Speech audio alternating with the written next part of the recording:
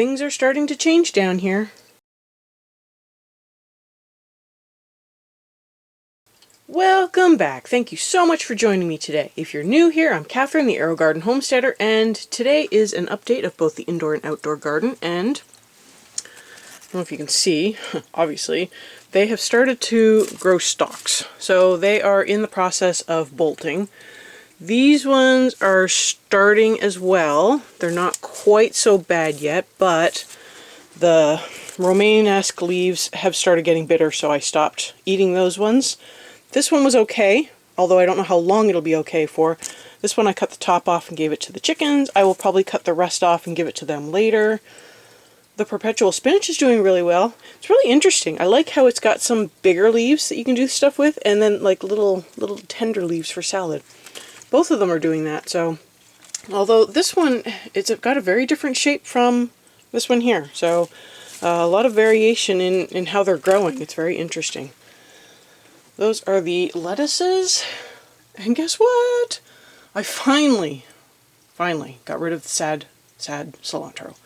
So this is the new cilantro that I had going on upstairs, and as you can see, they're doing quite well. This is the one that is in the peat sponge, and this is the one that is in the other thing.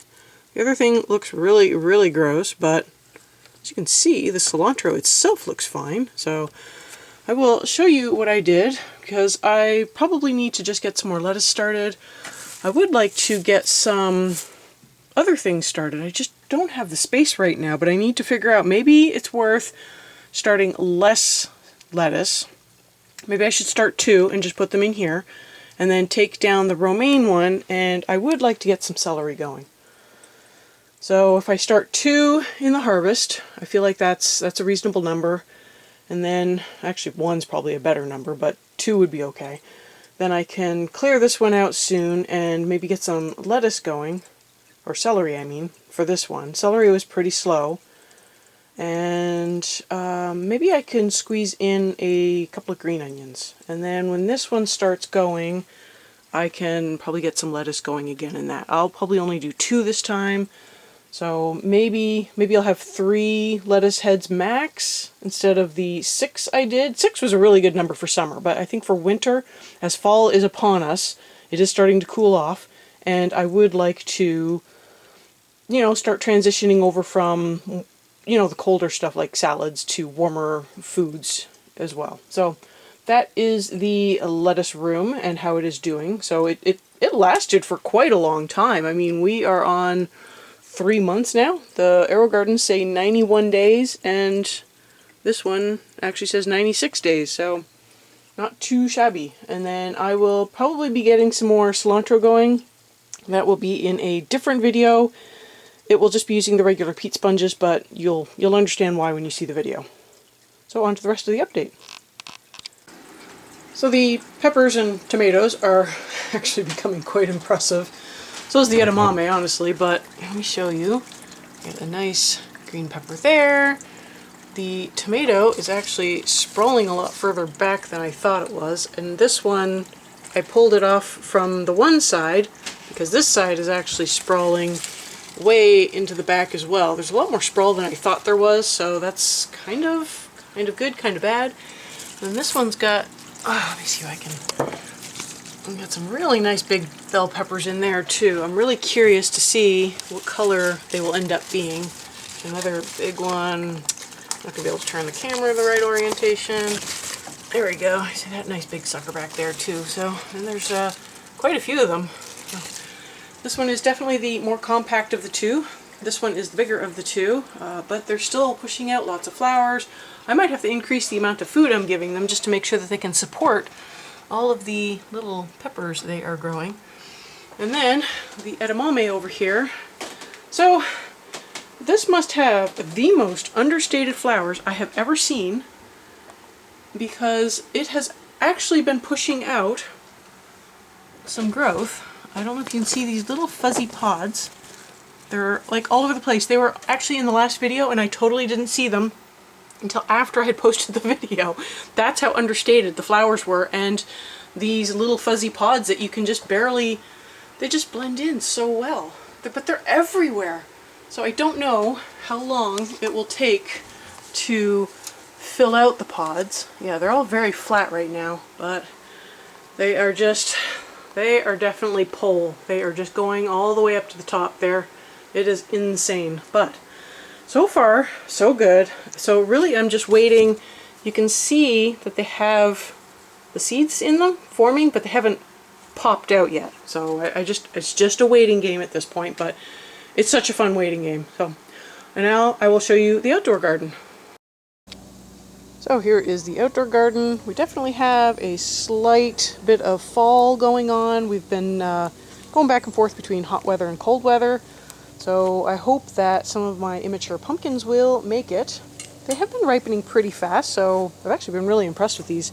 I'll probably have some pumpkins to share with the chickens. The potatoes, I still need to deal with those. I just keep forgetting. And then I think I have another pumpkin ready to harvest, so get that one going.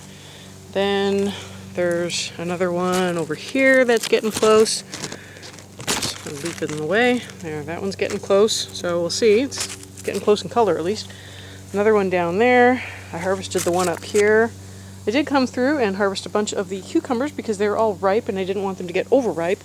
And as you can see, I don't know if maybe I waited too long on harvesting one, but the vine is starting to die back. So I guess we will see if I get too many more out of it. There's one here that looks like it's been pollinated. One here that may or may not be. I have no idea. Two. This one I don't think will make it. But overall, I've gotten a fair amount of cucumbers out of it, so I'm pretty happy with it. The tomatoes are still going strong, so that's good because we love our salsa. The dill is making its way up through the ground again. I am not sure what that is. It's either a brassica or what else did I plant? I planted some stuff here. Oh, turnip. Not turnip, rutabaga. It might be rutabaga. I did try planting some rutabaga. So we'll see if those actually make it because I did kind of push it a little late for the season, but it is a cold weather crop, so hopefully it will do well once the cold weather gets here. I also do have some blankets I can throw on the beds, so we will see. I don't know if you can tell, the sprinklers don't really hit back in the tomatoes, and I planted a whole bunch of beans back there, so I don't think they're going to do very well. I've been sort of hand watering some of it, but you know, I forget to come out and water it sometimes, and yeah, it's probably not going to make it, honestly. Our grapevine is like just going insane. Oh my gosh. And over here, some of my onions, these are actually leeks, but some of my alums are doing pretty good. So some of them are just doing poorly. It's like they grew to a point and then they just stopped, and now they're pushing out new growth again. I kind of noticed the same thing with the garlic. So I'm hoping the garlic will produce, but I don't think it will. And the strawberry patch, oh my gosh. Let me see if we can tell. They're getting a slight yellow tint to the flesh, but they're still pretty hard. The peaches out front are actually starting to get really close, like really close. And then basil is doing its job, bringing in pollinators. And then I've got this beefsteak tomato that's just sprawled all over the ground, and yeah, I've gotta pick them fast before the slugs get to them. This is doing really well. There's so many cherry tomatoes on it, it's just insane. So I guess I will see. I brought out my harvest bucket, so I'll try to harvest a bunch of those.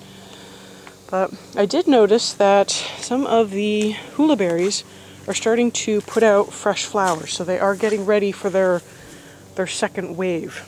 So there were, I don't know if you can see, there were some fresh flowers. I think they have since closed up, but we might get a few more berries this fall if we can beat the slugs to them. That's kind of the hard part. It's kind of the hard part with the beans. They're struggling. I don't know if you can see, but that one's been eating pretty good. I planted them about every 4 inches or so, and I can see there's like a stalk under the tomato plant there. It's got some flowers it's pushing out. There's that one's doing pretty good. And then, yeah, it's really hit or miss if there's any there at all. So it's kind of a shame. you know, like what do you do to get rid of slugs? You can come by and like nuke the place, but then nothing else will grow. So I got a dry spot here, oddly enough. I wonder what is blocking the sprinkler. There's no reason for this dry spot to be here. Oh well, I guess it is what it is. So these are doing pretty good ever since I moved them closer to the sprinkler. I am still not sure what this is, and it does look like I might have some aphids in there. So once again, I might just end up giving these to the chickens. I have no idea. Maybe it's cabbage, but it's not forming properly. These, I think, are a broccoli. They kind of look like a broccoli. So, and then these tomatoes are still doing pretty good. I got one pumpkin on the ground over there. I got to start checking on that one. So it's probably worth, if it wasn't so much trouble, it would be worth going through and pulling off any female flowers at this point to prevent new growth of pumpkins and just to force them to finish off the pumpkins that they've got. You can do the same thing with your tomato plants as it gets closer to the end of season. You can pick off the flowers that form, and the plant will put more growth into the remaining tomatoes it has. Just kind of a trick, but it's such a large amount of work to go through and do that, especially if you have a lot of tomato plants. I feel like some of this advice is for people who, oh, you've got 3 tomato plants, so it's easy to do that. It's like, it's not easy to do that when you've got 70 or 80 lining up a row. So, but this is how the garden is doing. I've got some raspberries that are ripe. Like I said, the peaches out front are getting there. The pears out back are getting there. So we have an early pear and a late pear, so that works out really good. We've got an early peach and a late peach. So we did try to sort of have things be not concurrent, but consecutive. So it's really nice to have that option. This cherry tomato plant is just doing great. So that is everything. The herb garden really, I mean, not much has changed. So I don't know if it's even worth showing that over and over and over again. From week to week, not much really changes. The chickens have been getting a lot more 5-egger days instead of like 2 or 3. So, although I got one in the coop this morning and one under the coop, which I have no idea how I'm going to get to. So I'm going to have to deal with that. And, oh, 2 in this one. We got 6 eggs today. Interesting.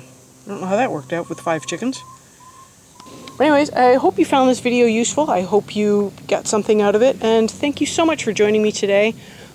I will have some videos up at the end that you might enjoy, and I will see you next time on the Aerogarden Homestead.